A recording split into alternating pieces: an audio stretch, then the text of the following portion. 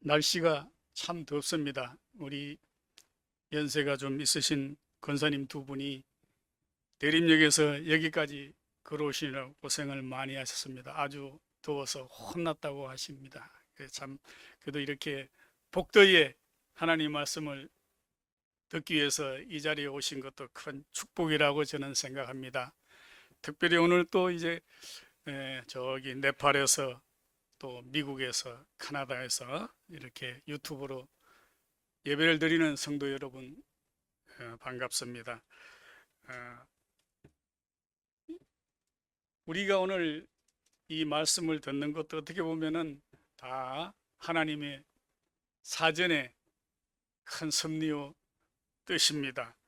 여러분, 신앙생활을 보통 이렇게 얼마 안 됐을 때 사람들이 속으로 이렇게 자기 스스로에게 던져보는 질문이 있습니다. 나는 정말 구원을 받은 것이 맞을까? 내가 죽어서 교회는 다닌다고 하는데 천당에 갈 수 있을까? 천국에. 예, 보통 사람들 이렇게 처음에 이제 저 같은 경우는 모태신앙입니다만은 어떤 기회가 돼가지고 예수님을 영접하고 신앙생활 할 때 그때 처음에 신앙의 불길이 막 타오를 때는 구원을 받은 것 같았는데 교회를 좀 다니다 보면은 글쎄 어떤 미기전에지기 시작하고 이 사람 저 사람 보면서 상처도 받고 그러면은 또 누구를 미워하기도 하고 또 죄를 지은 것 같기도 하고 구원의 확신이 없어질 때가 사실 있습니다. 그런데 사실은 이 교회를 다니면서도 구원의 확신이 흔들리게 된다면은 신앙의 생활을 하는 자체가 평안과 행복이 아닌 불안감과 오히려 부담이 될 수가 있습니다. 여러분, 하나님을 만나는 기쁨 대신에 내가 정말 잘하고 있나 하는 누구한테 마치 검열을 받는 것 같은 그러한 느낌을 받는다면 얼마나 부담이 될까요? 제가 오늘 말씀드리는 이 하나님 말씀을 통해서 여러분의 구원이 얼마나 확실하고 안전하며 얼마나 완벽하게 보장되어 있는지를 명확히 깨닫고 참된 평안을 얻으시기를 주님의 이름으로 축복을 드립니다. 우리가 구원의 확신이 흔들리는 가장 큰 오해는 내가 하나님을 얼마나 강하게 붙잡고 있느냐, 그런 구원이 달려 있다고 생각을 하는 것입니다. 나의 열정, 나의 기도, 나의 봉사, 이러한 것으로 내가 구원을 받는다고 생각을 하니까 불안한 것입니다. 그러나 오늘 보시다시피 오늘 말씀드리는 성경은 그것은 바로 내 자신이 하나님을 잡는 것이 아니라 하나님이 나를 잡고 계신다는 것을 깨달으면 해결이 되는 문제인 것입니다. 여러분, 내가 이렇게 하나 얘기를 해드리겠습니다.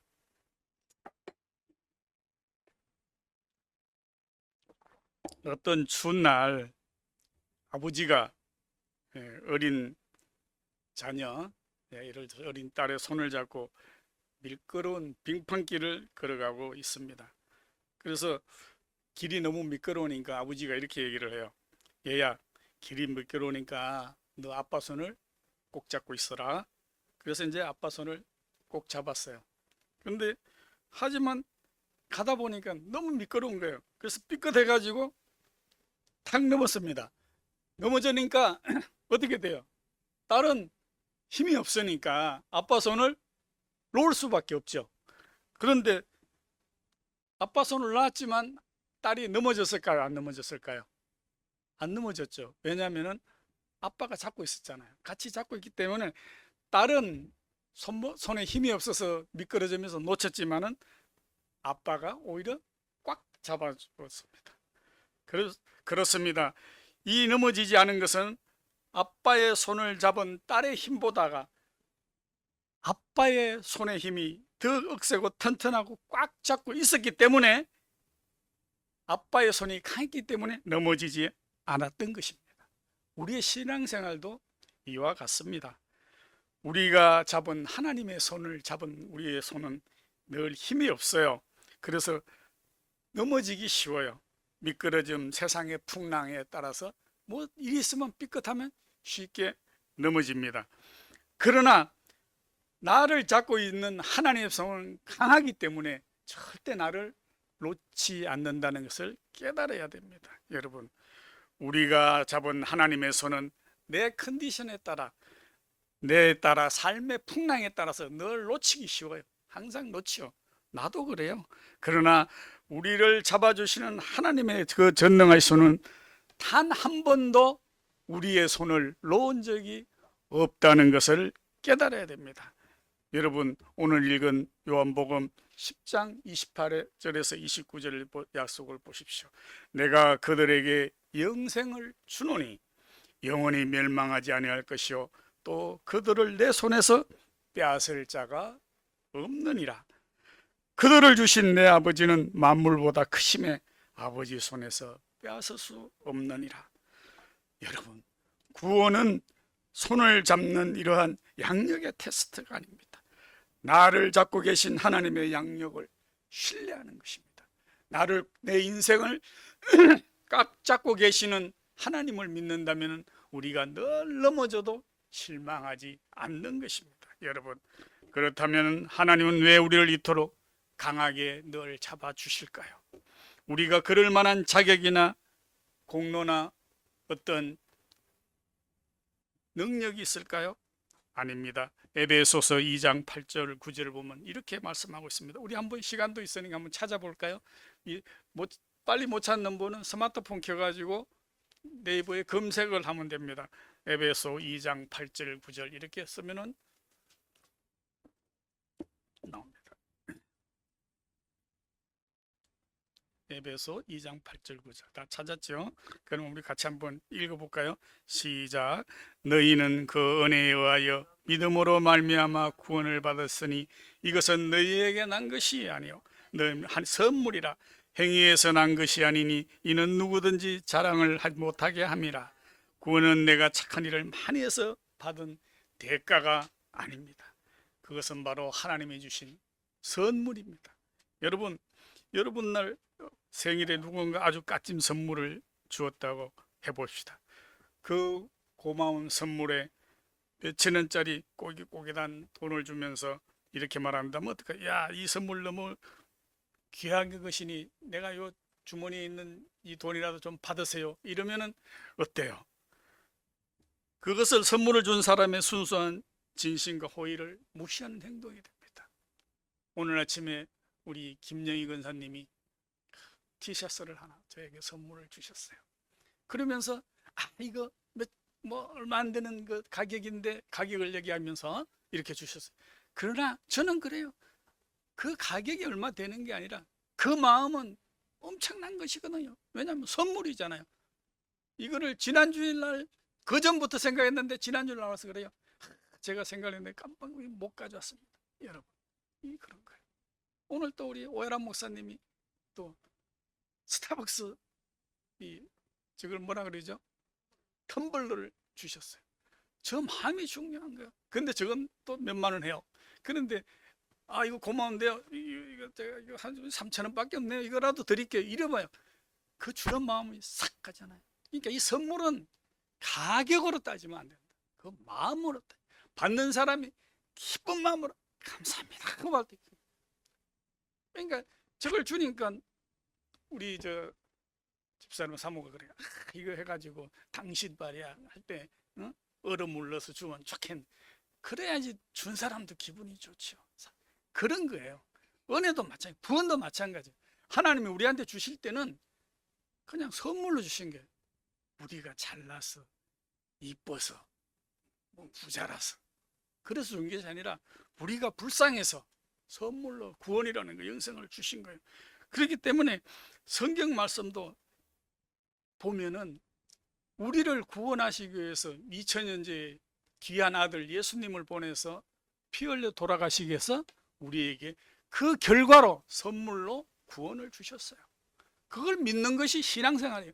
다른 게 신앙생활이 아니라니까요. 신앙생활이 어려운 게 아니에요. 예수 믿는 게 어려운 게 아니에요.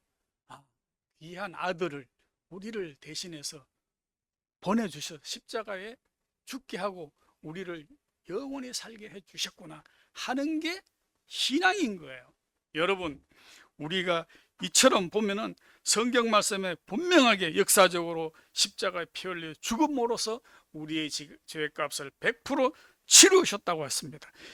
예수님이 이루신 완전한 구원의 이 선물이 이 조그만 착한 우리가 하는 행동이나 봉사활동이나 헌금 몇 푼이나 이런 걸로 치를 수가, 가격을 대신할 수가 있을까요? 없습니다. 우리가 할 일은 오직 하나, 그 선물을 감사한 마음으로 받고 믿고 고마워하는 것뿐입니다. 그렇기 때문에 믿음이라는 것은 내가 무엇을 막 해내는 것이 아니라 예수님이 다 이루셨음을 인정하고 수용을 받아들이는 것입니다. 여러분, 우리가 흔히 착한 일 하고 해야지 예수 믿는 거야. 즉, 믿음이 먼저느냐 행실이 먼저냐를 따질 때가 있어요. 여러분, 우리 예를 들어서 간단하게 불교하고 비교를 한번 해봐요. 불교는 어때요? 깨달아야 돼요.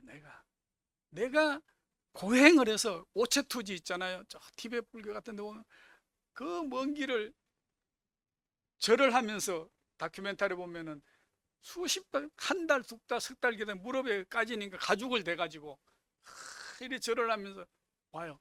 깨닫기 위해서 내가 고행을 해서. 그리고 불교는 보면은 이론은 곧 내가 부처야. 깨달아야 돼. 그래서 그게 얼마나 힘들겠어요. 이게 뭐 약간의 그 우스갯소리요. 오해는 하면 안 돼. 불교를 비하하는 게 아니라, 야, 정말 그렇게 힘든다면은 다른 그 부처님 그 도를 믿는 게 아니라 그걸 만든 사람을 믿겠어. 이렇게 하는 사람도 있어요. 그냥 그게 아니라 어쨌든 불교의 교리도 소중해요. 그렇게 깨닫는 건데 내가 그걸 깨닫자면 얼마나 힘들어요. 그래서 스님들은 산속에 들어가서 막 그 고행을 하잖아요. 그러나 우리 기독교는 어때요? 쉬워요. 그냥 믿으면 돼요. 하나님께서 우리 죄 많은 인간들을 대신해서 아들을 보내서 십자가에 못 박혀 돌아가시게 하고 죄를 사해 주셨다. 우리 믿자. 그러면 돼요. 그러면은 죄를 지도 괜찮으냐? 아니에요. 우리는 늘 회개를 해야 되죠. 죄를 짓지 않기 위해서 회개하고 구원의 확신이 있으니까 열심히 살아야 되죠. 그러나 결국 그것만으로 구원받는 건 아니다는 거예요. 우리는 믿음으로 구원을 받는 거예요. 여러분, 초신자들이 가장 흔하게 빠지는 함정 중에 하나가 뭐냐면은 내 기분으로 구원의 기준을 삼는 거예요. 어떤 사람들은 그래요. 특히 요즘은 부흥회가 사경회가 많이 없습니다. 예전에 부흥했어요. 저도 뭐 학생 때 40년 50년 전에 하늘산 기도원 가서 막 찬송도 하고 있어요. 막 옆에 사람들 막 뜨겁게 눈물 흘리며 기도하고 찬송하고 할 때 나도 같이 막 해요. 그러면 탁탁하고 막 그러면 진짜 구원을 받 기뻐요. 구원을 받은 것 같아요. 기분의 상태에 구원을 받는 거예요. 또 어떤 사람은 또 오늘 마음이 답답해. 그리고 그러니까 죄를 지은 것 같아. 나 구원을 못 받았을 것 같아. 이러면 그날 기분에 따라서 구원을 못 받는 거야. 그 다음에 또 감정이 있어요. 또 그러다 보니까는 이게 아침 저녁으로 변해. 조석으로 변해요. 날씨에 따라 변해. 오늘 더워서 학교에 가지 말까 변해. 그 다음에 인간에 따라서 누구를 만나는데 기분 좋은 사람 만나면 또 구원을 받은 것 같고 기분 나쁜 사람을 만나면 구원을 안 받은 것 같고 하루에도 몇 번씩 흔들어. 그것은요 변덕스러운 내 감정이라는 모래 위에 구원의 집을 지은 거예요. 그래서 평생 불안할 수밖에 없는 거예요. 여러분, 하나님은 우리의 감정을 보고 구원을 한다고 하지 않았습니다. 변함없는 하나님의 기록된 말씀을 보아야 됩니다. 여러분, 요한복음 5장 24절에 이렇게 기록되어 있어요. 또 한번 찾아볼까요? 시간도 있으니까. 요한복음 5장 24절. 성경 찾기가 제가 한 사람은 스마트폰에 검색을 하셔도 돼요. 제미나이나 네이버 가서 요한복음 5장 20참 세상 편해요. 좋죠? 그냥 그래서 찾으면 똑같아요. 저는 뭐 성경을 책을 찾아도 좋고 스마트폰을 찾아도 좋아요. 자, 같이 한번 읽겠습니다. 시작. 내가 진실로 진실로 너희에게 이르노니 내 말을 듣고 또 나를 보내신 이를 믿는 자는 영생을 얻었고 심판에 이르지 아니하나니 사망에서 생명으로 옮겼나니. 여러분 어때요?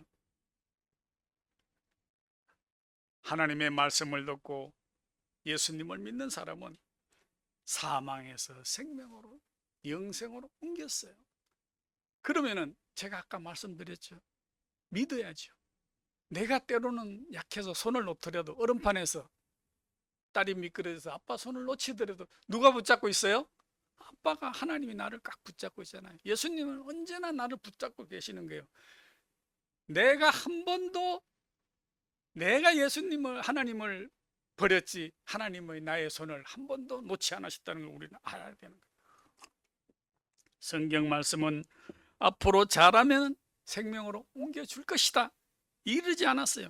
사망에서 생명으로 이미 옮겼느니라고 명백히 완료형으로 말씀을 하십니다. 여러분의 생각이, 느낌이 어떠하든 간에 우주를 창조하신 하나님의 말씀이 너는 이미 구원을 받았다고 말씀을 하시기 때문에 바로 그것이 진리입니다. 그래서 나와 여러분은 믿는 순간 이미 구원을 받은 것이 확실한 것입니다. 여러분, 이런 질문을 할 수 있습니다. 목사님, 한 번 구원을 받으면은 절대로 뺏기지 않는다고 해서 내 마음대로 죄를 지며 살아도 되는 뜻 아닙니까? 이렇게 물을 수도 있어요. 그리고 또, 아니 구원을 받았는데 왜 우리는 자꾸 죄를 지을까요? 여러분, 이에 대한 답은 신분과 상태의 차이를 잘 생각하면 이해를 쉽게 할 수가 있습니다. 예를 들어 들어보겠습니다. 여러분, 부모와 자녀, 어머니와 자식과 부모 얘기를 한번 생각해 보겠습니다. 자녀가 부모 말을 안 듣는다고, 거짓말을 한다고, 집을 나간다고 해서 그 새끼가 내 새끼가 아닙니까? 어때요? 우리 김어른 근사님, 자식이 속을 새끼 아무리 미워도 내 새끼지요. 아멘. 우리 김영 근사님 맞습니다. 맞아요. 아무리 말을 안 듣고 그래도 내 새끼입니다. 이 부모와 자식이라는 신분관계는 편하지가 않아요. 그러나 때로는 부모의 마음을 아프게 했기 때문에 친분관계에서 금은 갈 수 있어요. 금은 가고 또 기쁨이 사라질 수는 있어요. 그러나 이렇게 되면 때때로 어때요? 양심이 있는 자식이라면 부모의 얼굴을 못 쳐다볼 수는 있어요. 그렇죠. 그렇지만은 우리가 구원을 받은 뒤에라도 죄를 지었더라도 이것은 하나님의 자녀라는 신분은 박탈되지가 않은 거예요. 그거는 분명한 거예요. 다만 하나님과의 기쁨의 교제가 사라질 뿐이에요. 자식이 죄를 지으면 부모의 얼굴을 똑바로 못 쳐다보듯이 하나님의 얼굴을 똑바로 못 봐. 그래서 죄를 지면 해결. 그러나 어때요? 자식이 와서 아버지, 어머니, 엄마 잘못했어요 하면 어떻게 용서를 해줍니까 안 해줍니까? 우리 김호름 권사님 어때요? 와서 종훈이가 했는데 엄마 미안해 그러면 어때요? 한순간에 다 녹아나지. 나는 어떤 목사님이 이렇게 설교하는 걸 들었어요. 참 일리가 있는 것 같아요. 여러분 마누라하고 어머니하고 싸움하면 누구 편을 들어야 되는지 아닙니까? 그러더라고요. 아, 그거 어렵다. 그죠? 저는 뭐 우리 이제 어머니가 돌아가셔가지고 고부할 때는 없습니다만은, 예를 들어서 내 마누라하고 우리 어머니하고 싸움을 했어. 누구 편을 들어야 될 것 같아요? 야, 이거 어려운데. 아, 우리 김호룡 사님 마누라 왜 그럴까요? 맞습니다. 아, 정답입니다. 역시 이 연세가 많으신 분들은 현명해요. 왜 그러냐면요, 그 대답은 간단해요. 내 마누라 편을 들었잖아요. 그래가지고 이제 엄마 편을 들었잖아요. 그래가 싸움이 대박 나서 갈라서, 그러면 이거는 영영한 남이 돼요. 그러나 이제 마누라 편을 들고 앞에서는 막 엄마 너무 그러지 마세요 뭐 저쪽 하고, 그 다음에 이제 마누라가 어때요? 기분이 싹 풀어졌을 때 뒤로 가가 엄마한테 좀 용돈 주면서 엄마 미안해. 그러면 어느 부모가 뭐라 그러겠어요? 사르르 녹아. 그러면 가정이 편안해. 우리 권사님 말이 정답이에요. 그게 바로 지혜예요. 그러니 여러분, 이처럼 사람은 지혜로워야 돼요. 우리가 죄를 지어요. 안 질 수가 없죠. 인간이 왜 어떻게 죄를 안 져요? 마음으로 짓고, 몸으로도 짓고, 물질로 짓고, 모든 게 죄를 지어요. 그렇지만 그때마다 우리는 뉘우치고 회개하고 그 죄를 짓지 않기 위해서 노력을 해야죠. 하나님께서는 그 마음을 봐주신다는 거예요. 이게 바로 구원의 원리예요. 그러나 이 구원의 원리를 모르는 사람이 너무 많은 거예요. 제가 오늘 이 가장 쉬운 이 교리적인 설교를 왜 하느냐? 우리가 항상 삶을 살 때 이러한 마음을 하나님이 나의 손을 잡고 계신다. 나는 구원받은 사람이야. 이런 것을 생각한다면 내 마음이 편안해져. 내 마음이 편하죠. 어떠한 것도 두렵지가 않는 거예요. 사람이, 저는 그랬어요. 이제 좀 젊었을 때는 죽으면 어떡하지? 우리 부모님이 살아계실 때 어느 날 갑자기 우리 어머니 돌아가시면 어떡하지? 뭐 이런 생각을 했어요. 괜히 겁나고 그랬어요. 근데 어느 순간 나이가 들고, 이제 저도 나이가 이제 조금 됐어요. 연식이 들고, 또 이 내시경 같은 걸 받을 때 수면 내시경을 하잖아요. 그냥 깜빡 자고, 이게 저도 발 수술할 때는 또 마취를 했어요. 전신 마취. 어느 순간 잠이 들고, 그 당시에는 그 못 깨어나면 어떻게 되는 거예요? 그게 죽은 거예요. 그게 죽음이지 뭐가 달라요. 그러다 보니까는 어느 순간 별로 두렵지가 않더라고요. 사실은 그 두려움은 살아있는 사람이 두려운 거야. 내 가족의 죽음 이런 걸 보면서 어떻게 살아가지. 우스갯소리가 있어요.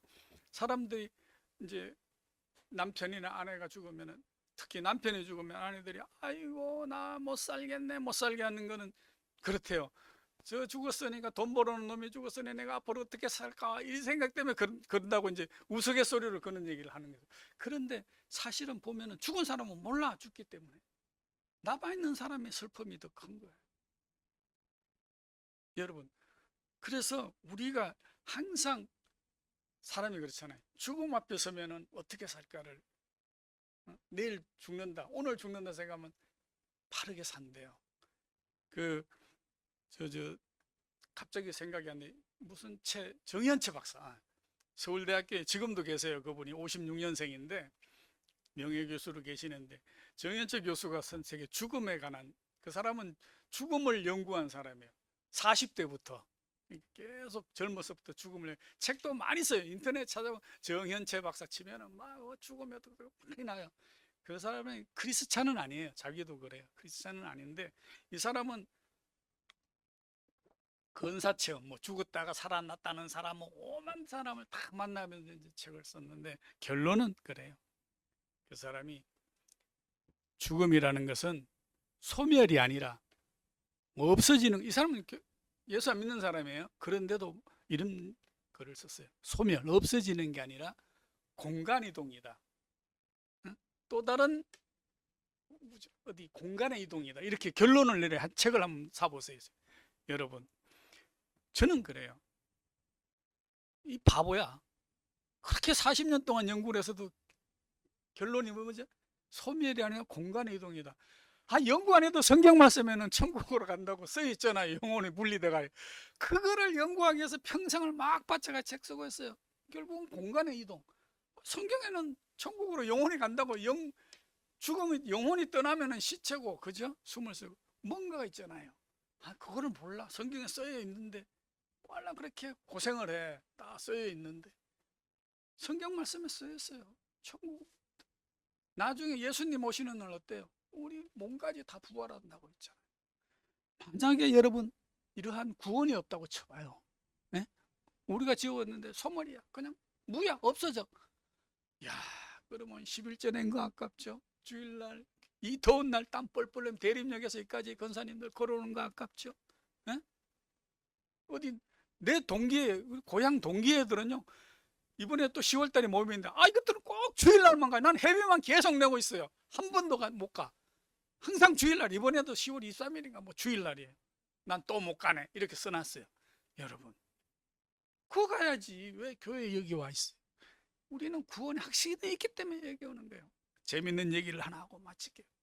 여러분, 과학자 중에 파스칼이라는 거 다 알죠? 파스칼의 법칙도 있잖아요.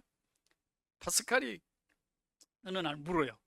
제자가, 선생님 왜? 아니 선생님은 과학자가 신이 뭐 있는 거 이런 거 증명도 안 되는데 뭐 그렇게 열심히 하나님을 믿습니까? 그렇게 물어요. 그러니까 파스칼이 물었는데, 야, 이 바보야, 넌 그것도 모르냐? 너 만약에 응? 안 믿었어, 죽었어, 그때 갔는데 딱 하나님이 계셔, 너 어떡할 거야? 그때는 되돌릴 수도 없는 거야. 그런데 믿었어, 진짜 하나님 있어, 얼마나 좋아. 만약에 없으면 그만이지, 어디다 투자를 할래는, 이렇게 얘기를 했다는 거예요. 와, 진짜 과학자지만은 너무 현명한 것 같아요. 그죠? 여러분, 이게 바로 파스칼의 원리가 그거예요. 예? 믿어서 손해나는 건 없다.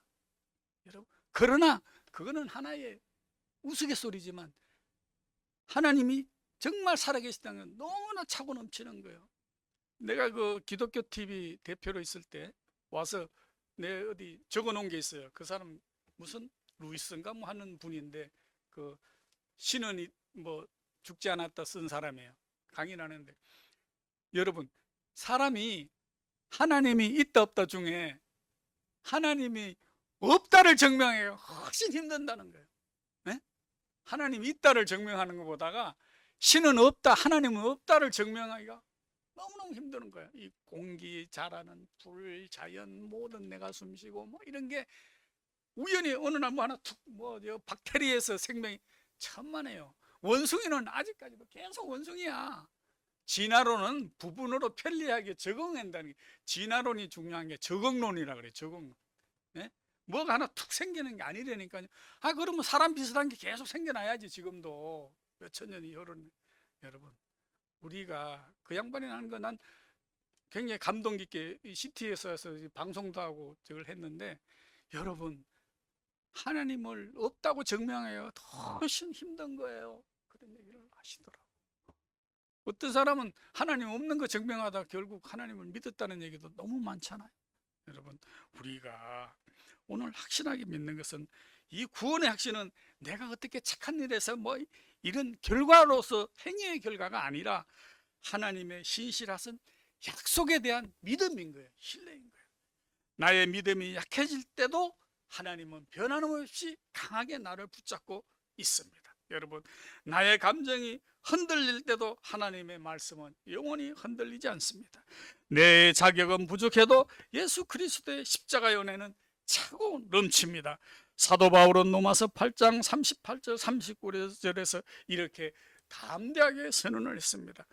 내가 확신하노니 사망이나 생명이나 천사들이나 권세들이나 현재일이나 장래에 일어날 일이나 능력이나 높음이나 깊음이나 다른 어떠한 피조물이라도 우리를 주 그리스도 예수의 사랑에 있는 하나님의 사랑에서 끊을 수가 없으리라.